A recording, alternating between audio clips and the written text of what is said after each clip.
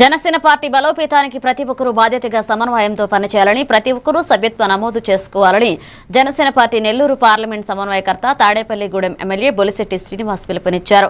ఇక కావలి పట్టణంలోని గొట్టిపాటి కొండపనాయుడు కళ్యాణ మండపం నందు జనసేన పార్టీ క్రియాశీలక సభ్యత్వ నమోదు కార్యక్రమాన్ని ఆయన ప్రారంభించారు. ఇక జనసేన కావలి నియోజకవర్గ ఇన్ఛార్జ్ ఆళ్ల హరి సుధాకర్ ఆధ్వర్యంలో ఈ జరిగిన కార్యక్రమంలో జనసేన నాయకులు, కార్యకర్తలు, వీర మహిళలు అధిక సంఖ్యలో పాల్గొన్నారు.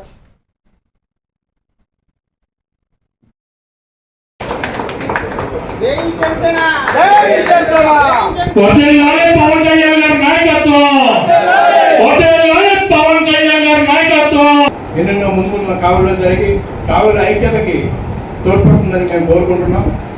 ప్రతి ఒక్కరు మా జనసేన పార్టీ కార్యక్రమం అంటేనే మీరు ఎంతో ఆనందంతో అనుకోండి, మా మీద ఉన్న అభిమానంతో అనుకోండి.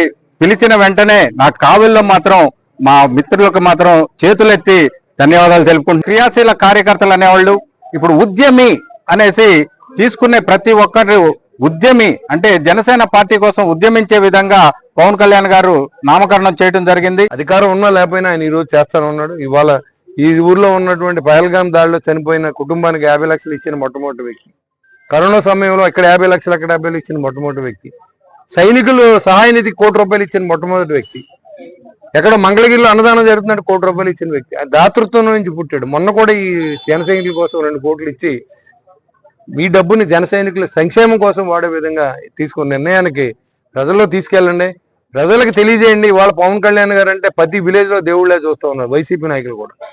అలాంటి పరిస్థితుల్లో ఈ రాష్ట్రం ముందుకెళ్లాలని, మన అభివృద్ధి చెందాలని, యువతకు ముఖ్యంగా ఉద్యోగం రావాలి. ఏదైతే మనం ఇచ్చే బిస్కెట్లు 10,000 15,000తో వాళ్ళ కుటుంబాల్లో నడవు కాబట్టి ప్రతి కుటుంబానికి ఒక ఉద్యోగం ఇచ్చేలా ఉద్యమం చేయాలని నేను కోరుతాను. 5వ విడత జనసేన